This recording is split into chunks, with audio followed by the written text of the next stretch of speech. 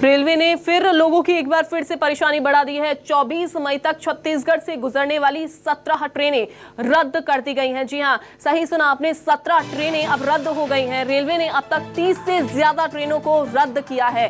तो अब तक 30 से ज्यादा ट्रेनें ऐसी हैं जो रद्द की जा चुकी हैं, लेकिन अब फिर से एक बार फिर से 17 ट्रेनें 24 मई तक के लिए रद्द कर दी गई हैं, जो कि छत्तीसगढ़ से गुजरेंगी। आपको बता दें कि छत्तीसगढ़ से गुजरने वाली तमाम ऐसी ट्रेनें हैं जो अब तक रद्द की जा चुकी हैं और एक बार फिर से लोगों की परेशानी यहां पर रेलवे विभाग ने बढ़ा दी है, रेलवे ने बढ़ा दी है और लोगों को खासा परेशानी का सामना करना भी पड़ रहा है। हालांकि आपको यह भी बताएं कि कांग्रेस ने इसको लेकर विरोध दर्ज करवाया था। तमाम ऐसे लोग थे, जो स्थानीय लोग थे, उन्होंने भी विरोध दर्ज करवाया था, क्योंकि भारी परेशानी का सामना उनको करना पड़ता था। अब आपको बता देते हैं कि कौन कौन सी ट्रेनें जो हैं वो रद्द की गई हैं। भोपाल बिलासपुर एक्सप्रेस रद्द हुई है, बिलासपुर से रीवा एक्सप्रेस रद्द हुई है, रीवा बिलासपुर एक्सप्रेस रद्द कर दी गई है। इसके अलावा जबलपुर अंबिकापुर एक्सप्रेस रद्द की गई है, अंबिकापुर जबलपुर एक्सप्रेस रद्द हुई है। नांदेड़ और संतरागाछी एक्सप्रेस रद्द हुई है, वहीं संतरागाछी नांदेड़ एक्सप्रेस रद्द, रानी कमलापति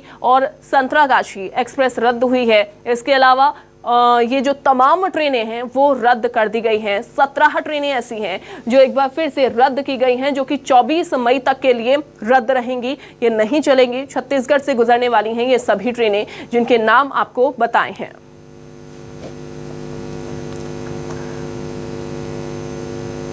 वीरेंद्र हमारे साथ जुड़ गए हैं, सीधा उनका रुख कर लेते हैं। वीरेंद्र, रेलवे ने एक बार फिर से लोगों की परेशानी बढ़ा दी है।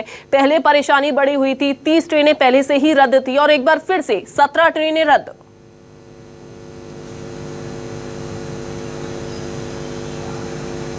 देखिए, 22 ट्रेनें रेलवे ने रद्द की थी इससे पहले और अब 17 ट्रेनें रद्द की गई हैं, जिसमें से जो एक्सप्रेस है वो 9 एक्सप्रेस ट्रेन है और 8 लोकल ट्रेनें हैं। तो जो आसपास के जो लोग हैं, जो दैनिक यात्रा करते हैं, उनको तो तकलीफ होती है, और जो दूर तक जा रहे हैं, शादी ब्याह का सीजन है और अभी समर वेकेशन है, तो इस दौरान काफ़ी दिक्कत हो रही है। यात्री हैं, उनसे पूछते हैं कि क्या तकलीफ है। बिल्कुल, ये बताइए, किस तरह की दिक्कत होती है यात्रा के दौरान ट्रेन कैंसिल होने से? क्या पहले से किसी का रिजर्वेशन हो जाएगा और अचानक कैंसिल होगी तो तकलीफ तो होगी ना। किसी के शादी ब्याह होगा, कहीं इमरजेंसी में जाना होगा और अचानक एक दिन पहले कैंसिल करने के तो तकलीफ, बहुत ज़्यादा परेशानी। फिर कहाँ से जाएगा, कोई ऑप्शन नहीं रहेगा। अभी जो ट्रेन कैंसिल की जा रही है, कुछ वजह बताई जाती रेलवे? कोई कुछ वजह नहीं बता रहे। पहले तो बताते थे कि इधर ये काम चल रहा है, उधर वो काम चल रहा है, चौथी लाइन तीसरी लाइन बिछा रहे, ऐसे बताया जाता था। अब तो बता नहीं, अचानक कैंसिल करते थे, एक दिन पहले 2 दिन पहले। आप बताइए आंटी जी, किस तरह से दिक्कत होती है यात्रियों को, क्या समस्या होती है? हर तरह की दिक्कत होती है, क्या, क्योंकि हम लोग गर्मी की छुट्टियां बच्चों को बाहर घूमने ले जाना चाहते हैं, रिजर्वेशन हो जाता है और अचानक 1 हफ्ता पहले ही, 2 दिन पहले ही पता पड़ता है कि ट्रेन कैंसिल है, तो बच्चे निराश हो जाते हैं। छुट्टियों का समय उनको कहीं ले जा नहीं पाते हैं, यही सब परेशानी है। ऐसे बाहर से हम लोग का चलो चल जाता है, लेकिन जो बाहर से मजदूर जो पलायन करने जाते हैं, उनको कितनी तकलीफ है कि अचानक उनकी ट्रेनें लेट बंद हो जाती है, उनको कहीं जाने में कितनी दिक्कत आती है, क्योंकि दूसरे गाँव से आते हैं, फिर ये ट्रेन पकड़ते हैं, उनको हर चीज़ की दिक्कत होती है, बच्चों खाने पीने की सभी तरह की दिक्कतें होती हैं। हम लोग अपना नहीं, हर किसी का सोचना चाहिए, रेलवे वालों को।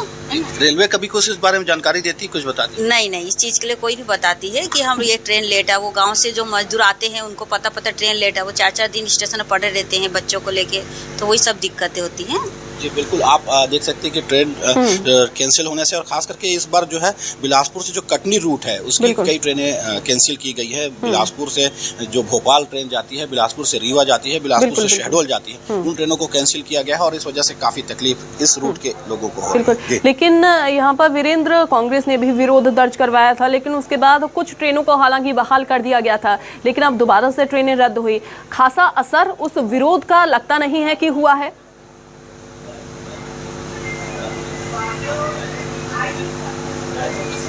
देखिए, जब माहौल गर्म हुआ और विपक्ष ने निशाना साधा, जो सत्ता पक्ष है यहाँ के कांग्रेस, उन्होंने निशाना साधा कि जो ट्रेन है 22-23 ट्रेनें कैंसिल कर दी गई हैं, तो 7 ट्रेनों को एक बार शुरू कर दिया गया और उसके बाद फिर से बिना कोई कारण बताए अब 17 ट्रेनों को कैंसिल किया गया है। विपक्ष का जो दबाव है या यूं कहे जो सत्ता पक्ष है यहाँ की जो सरकार है उसका दबाव सेंट्रल पर नहीं बनता दिख रहा है और रेलवे पर तो खास कोई असर नहीं दिखा पा रहा है। यही वजह है कि ये कैंसिल जो ट्रेनें हैं वो कैंसिल की गई हैं और इस बार तो रेलवे ने कोई वजह भी नहीं बताई है कि किस वजह से उन्होंने कैंसिल की है। सीधे ट्रेन कैंसिल कर दिया गया है। हालांकि जो कांग्रेसी नेता है वो जरूर कह रहे हैं कि हम आंदोलन करेंगे इस मसले को लेकर, लेकिन उस पक्ष से भी कोई करता कुछ नहीं दिख रहा है। जी बिल्कुल सही कहा आपने। परेशानी और खामियाजा जो है वो जनता को भुगतना पड़ता है वीरेंद्र। लेकिन वीरेंद्र, अगर ट्रेनें रद्द हो जाती हैं, जैसे 17 ट्रेनें जो हैं, एक्सप्रेस ट्रेनें जो रद्द हुई हैं, ऐसे में लोग रिजर्वेशन कैसे कैंसिल करवाते हैं तो क्या उसका रिफंड उनको सही समय पर मिल जाता है? क्या इस परेशानी से भी वो जूझ रहे हैं?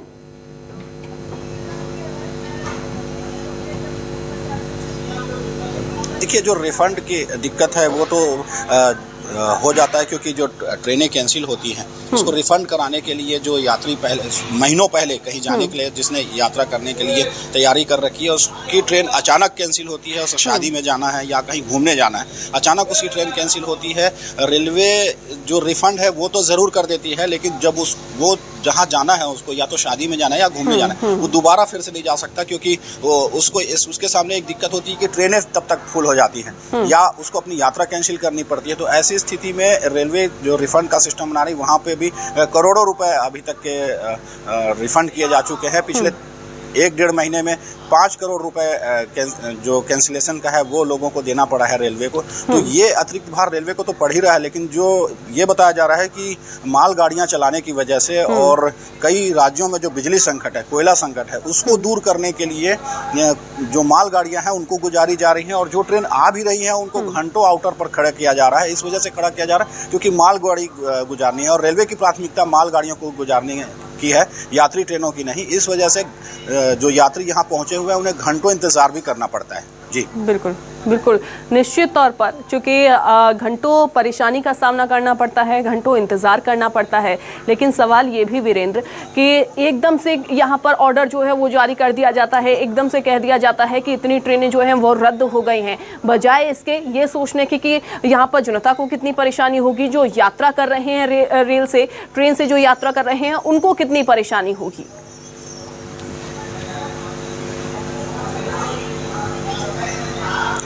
बिल्कुल, पहले रेलवे ये बताती थी, एक रीज़न बताती थी कि तीसरी लाइन का काम चल रहा है या चौथी लाइन का काम चल रहा है या ट्रैक मेंटेनेंस का काम चल रहा है, लेकिन इस बार रेलवे ने कोई ऐसा वैलिड रीज़न नहीं बताया है। सीधे ट्रेनों को कैंसिल किया गया है। कुछ यात्री हैं उनसे पूछते हैं कि क्या तकलीफ होती है ऐसी स्थिति में। ट्रेनें कई कैंसिल हुई हैं, 17 ट्रेन कैंसिल हुए, किस तरह की दिक्कत होती है आपको? सर, बहुत सारी समय की दिक्कत होती है, मतलब काफ़ी दिक्कतों का सामना करना पड़ता है। जैसे कि होता क्या है कि हम लोग रिजर्वेशन करवाते हैं और ट्रेन कैंसिल हो जाती है, तो उसमें क्या है कि यात्री को कहाँ से कहाँ जाना पड़ता है। जैसे कि अभी मैं आया हूँ उस्लापुर में हूँ, उस्लापुर से मुझे जाना अभी उज्जैन जाना है जी। मैं उज्जैन का रहने वाला हूँ, उज्जैन महाकाल मंदिर के पास में मेरा निवास है। तो काफ़ी बहुत सारी दिक्कतों का सामना करना पड़ता है। पर आप कब से वेट कर रहे हैं? क्या ट्रेन कैंसिल हो गई थी? नहीं सर, अभी तो मेरा ट्रेन हैगा, वैसे नर्मदा एक्सप्रेस है, पर अभी मैं जा रहा हूँ उज्जैन। वैसे पहले बहुत बार हुआ ऐसा कि ट्रेनें कैंसिल हो जाती तो कभी होटल लेकर रुकना पड़ता है या कभी नहीं। लॉकडाउन के समय भी बहुत सारी दिक्कतें हुई है। बिल्कुल, और जो लोकल ट्रेनें रद्द हुई हैं वीरेंद्र, और जो उन लोकल ट्रेन से जो स्टूडेंट्स हैं वो सफ़र करते हैं, कई बार ये भी होता है कि स्टूडेंट्स जो हैं वो लोकल ट्रेन से सफ़र करते हैं, कॉलेज जाते हैं, ऐसे में उनको भी भारी परेशानी का सामना करना पड़ रहा है। बहुत शुक्रिया वीरेंद्र आपका तस्वीरें दिखाने के लिए।